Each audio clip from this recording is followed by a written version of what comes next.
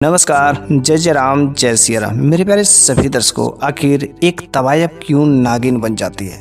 शायद आप इस घटना को सुन करके हैरान रह जाएंगे। यह कहानी बहुत ही सुंदर और ज्ञानवर्धक कहानी। मुझे पूरा विश्वास है कि यदि आप इस कहानी के अंत तक बने रहते तो आपके जीवन में बहुत कुछ ऐसी नई चीज़ें सीखने को मिलेगी। तो चलिए हम लोग इस कहानी को बिना देरी किए शुरू ही कर देते हैं। तो एक बार की बात है कि एक तवायफ जो एक नगर में रहती थी, उसका घर जो है एक पहाड़ी से कुछ दूरी पर था। वह तवायफ बहुत ही खूबसूरत थी, बहुत ही नौजवान थी, बाल काले काले, रंग जो है गोरा। कोई भी उसे देखता तो वाकई वह मोहित हो जाता था।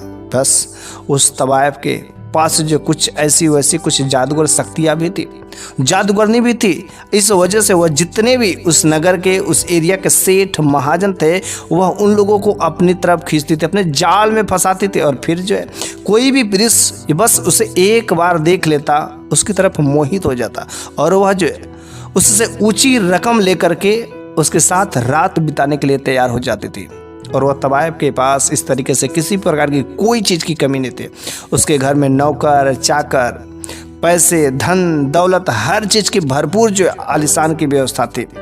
लेकिन वह यह काम करना नहीं छोड़ती है। जो भी धनी सेठ महाजन, जो भी लोग धनी लोग थे, वे लोग उसके पास जाते और बस एक बार जब उसके पास चले जाते तो दोबारा वापस नहीं आते थे। और इस तरीके से उस एरिया के जितने भी धनी दिग्गज लोग थे, एक एक करके उन सारे के सारे औरतों के पति गायब होते गए। आखिर मेरे पति कहाँ गए, मेरे पति कहाँ गए? सारे के सारे शहर वाले जितने भी औरतें थी, जितने भी सेठ महाजन की औरतें थी, वे सारे सेठ महाजन, उनके पति लोग गायब होते गए। उन लोगों को समझ ही नहीं आ रहा कि मेरे पति गए तो गए कहाँ। बेचारे बड़े परेशान हो गए। एक लोगों के साथ नहीं, यह हादसा कई सारे लोगों के साथ। इधर इस तवायफ के साथ में जो भी आता था, पैसे तो लेती थी, ऊंची रकम लेती थी। उसके बाद वे लोग दोबारा वापस नहीं जा पाते थे। आखिर तवायफ वो उन लोगों के साथ में ऐसा क्या बर्ताव करती थी, शायद इसके बारे में किसी को नहीं पता था। उस तवायफ के बारे में अगर कोई जो नौकर चाकर थे, अगर कोई बताने की भी कोशिश करता तो वह उसके साथ में बहुत ही बुरी सजा देते थे। जिसके घर सार वे जो नौकर चाकर थे, बाहर किसी को पोल तक भनक तक नहीं लगने देते थे। और वह उन लोगों को ऊंची रकम पैसे देकर के हमेशा जो मुंह बंद रखवाई रहती थी। और बस ऐसे करते करते हुए बेचारी जो औरतें थी काफ़ी परेशान हो गई। उन लोगों को किसी ने सॉल्यूशन बताया कि देखिए, इसका एक ही व्यक्ति जो सुझाव दे सकता है। पास की जंगल के बीचों बीच में एक जो है भगवान के भक्त साधु महात्मा रहते हैं, जो बहुत ही जानकार है, बहुत ही पहुँचे हुए बाबा। यदि आप सारी औरतें यदि उनके पास पहुँचे तो वे अवश्य तुम लोगों की मदद कर सकते हैं। सारी के सारी औरतों ने ग्रुप बना करके और जो है जंगल में चलने लगे। काफ़ी लंबा यात्रा चलने के बाद जो है आखिर वे सारे के सारे औरतें उस साधु बाबा के झोपड़ी के पास कुटिया पर पहुँच ही जाते हैं। साधु बाबा वहाँ पर बैठ करके तपस्या कर रहे थे। उन सारे के सारे औरतों ने सोचा कि इन्हें इसमें परेशान करना, डिस्टर्ब करना अच्छी बात है, थोड़ी से हम लोग जो इंतज़ार ही कर लेते हैं। कुछ समय बाद जब उस साधु बाबा का ध्यान खुलता है तो वे सामने देखते हैं कि काफ़ी सारे औरतें लोग यहाँ पर खड़ी हुई हैं। साधु बाबा ने कहा कि देखिए, आप लोग यहाँ पर आई हैं और मुझे पता है कि आप लोग किस वजह से, किस कारण से आई हैं। मेरे को सब कुछ पता है। उस औरतों ने कहा, जब आपको सब कुछ पता है तो आखिर बताइए ना, आखिर मेरे पतिदेव कहाँ पर रहते हैं, किस जगह पर है? आखिर रात से इसके भी, मेरे भी, सारे के सारे जो धनी व्यक्ति थे, जो हम लोगों के पति हैं, एक एक करके आखिर गायब होकर के गए तो गए क्या? कुछ को पता ही नहीं है। साधु बाबा ने थोड़ा सा ध्यान लगाया और उन्होंने पता कर लिया। उन्होंने कहा कि जो पहाड़ी के निचले हिस्से में एक तवायफ का जो घर है, उस तवायफ के घर वे सारे के सारे लोग गए हैं, लेकिन वहाँ से वापस नहीं लौटे। सारे के सारे लोग जो है उस तवायफ के घर पर ही हैं और पता नहीं क्यों उसके घर पर है। उस औरतें जो बड़ी ही परेशान हो जाती कि आखिर उस तवायफ के घर पर मेरे पतिदेव ने गया, हाँ गलती की, लेकिन आखिर उस तवायफ ने मेरे पति के साथ में ऐसा क्या गुनाह कर दिया, कौन सा ऐसा काम किया कि जिसके बाद वे लोग दोबारा लौट करके नहीं आए। साधु बाबा ने कहा कि आप लोग जो है कल के दिन मेरे को कुछ पैसे की व्यवस्था करिए और फिर जो है कल जैसे ही मैं इशारा करूंगा उसके खिड़की के रास्ते से आप लोग बाहर खड़ा रहिएगा और जैसे मैं खिड़की से इशारा करूंगा आप लोग तुरंत घर के अंदर प्रवेश कर जाइएगा। बस सारे के सारे औरतें जो है ग्रुप बना करके तैयार रहती अगले दिन के लिए। इधर साधु बाबा उस दिन एक जड़ी बूटी का एक मिक्सचर तैयार करते हैं, उसका रस शरबत तैयार करते हैं कि जो बहुत ही नशीला होता है, और कुछ ऐसे उसमें भगवान की शक्तियाँ भी उसमें लगा देते हैं कि ताकि उसको पीने से कुछ बहुत ही चमत्कारी बदलाव भी हो सकते हैं। और वह उस शरबत को लेकर के साधु बाबा एक अच्छा सा धनी जो है रिवाज वाला कपड़ा पहन करके उस तवायफ के घर पर पहुँचते हैं। वहाँ पर जो उसके नौकर लगे हुए थे, नौकरों ने बड़े ही मान सम्मान से अंदर ले गए और काफ़ी बड़े इंसान लग रहे थे, बड़े धनी व्यक्ति लग रहे थे।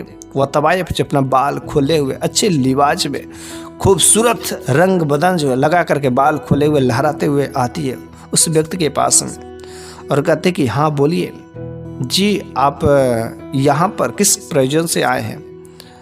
तो उसने कहा कि अरे यहाँ पर कोई व्यक्ति किस कारण आ ही सकता है, बस मुझे तुम्हारे साथ रात गुजारनी है। उस औरत ने कहा हाँ अवश्य, बस मेरी जो जितनी कीमत है आप उतनी अदा करिए और फिर जो है मेरे साथ चलिए।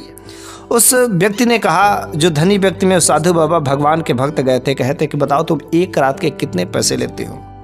उन्होंने जितना भी बताया उस तवायफ ने, उसने कहा जितना भी तुम एक रात का किसी गैर मर्दों से लेती हो मैं उसके 5 गुना पैसे मैं तुम्हें दूंगा, लेकिन आज की रात तुम जो कहोगे वैसा नहीं करना, मैं जो कहूँगा वैसा तुम्हें करना पड़ेगा। उस तवायफ ने कहा यहाँ पर सामने वाला जो कुछ कहता वहीं पर मैं कहता हूँ, और अगर आपकी यही इच्छा है तो ठीक है, आप मेरे को 5 गुना पैसे दीजिए और आप जो कहेंगे मैं वह काम करूँगा। उस तवायफ को उस साधु बाबा ने 5 गुना पैसे दे करके उसके घर में जाना शुरू कर देते हैं। उस तवायफ के घर के बारे में वह सोचती है कि शायद मेरे को छोड़ करके किसी दूसरे को पता ही नहीं रहेगा।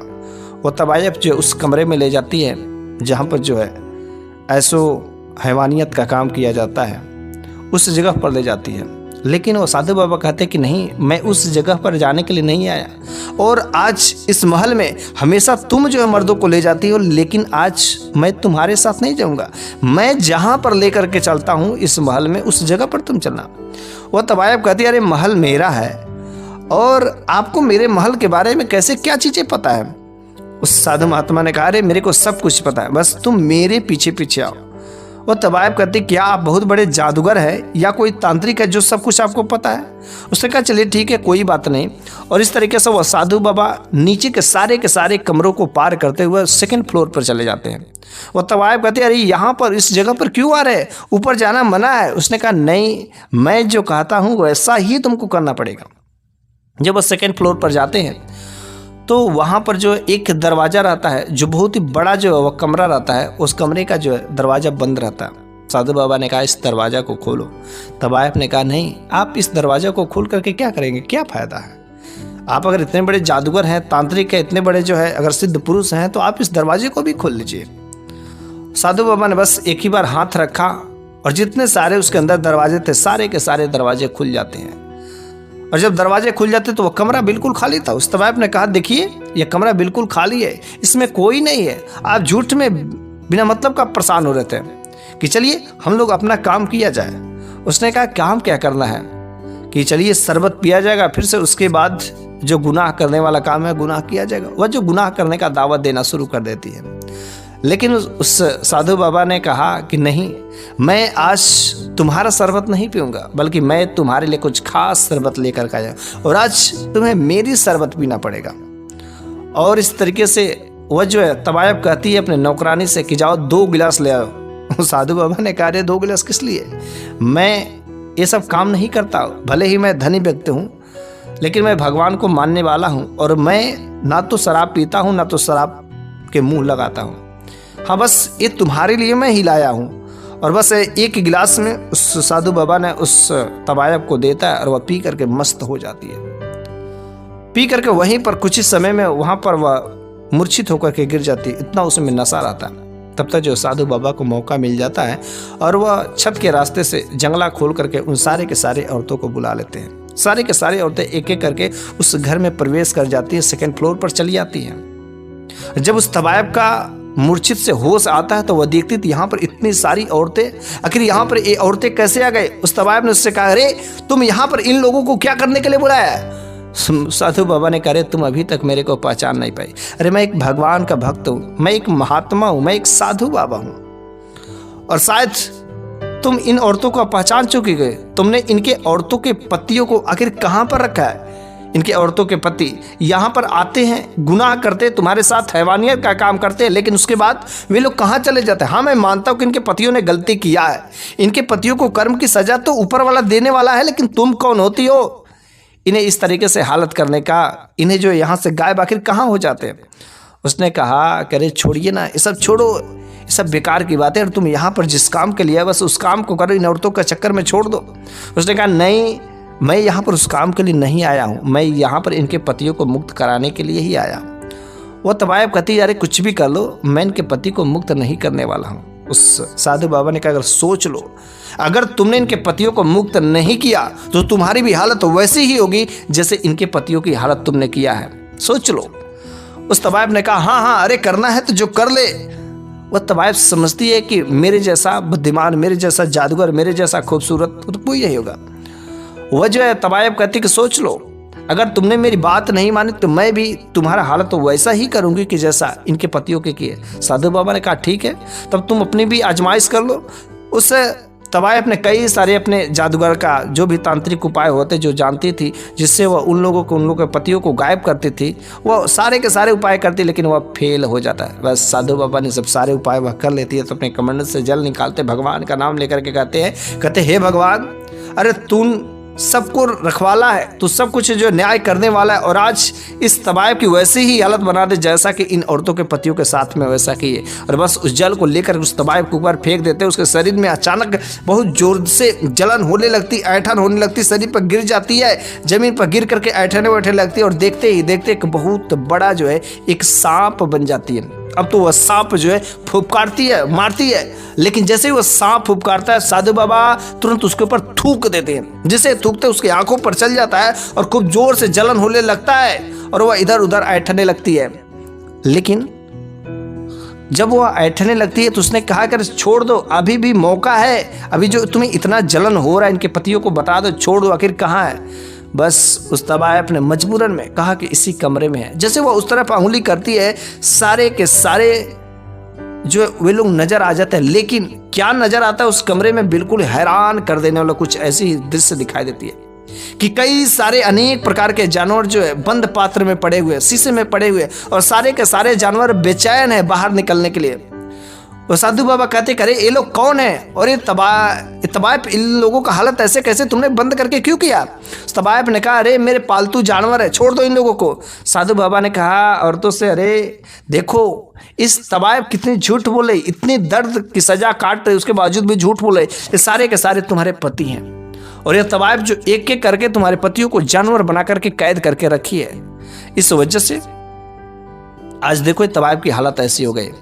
उसने कहा कि तवायब पे मुक्त नहीं करने वाली है, लेकिन चाहे जैसे भी हो मैं यहाँ पर आया हूँ आप लोगों के पतियों को मुक्त कराने के लिए।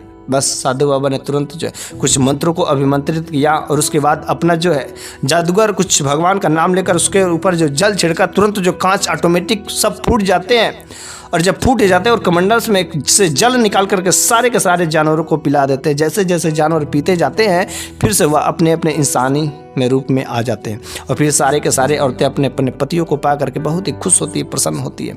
वे सारे के सारे पतिदेव अपने पत्नी से माफ़ी मांगते करे मैंने बहुत गलत काम किया, मैंने अपने पत्नी को धोखा देकर के तवायब के साथ में हुआ।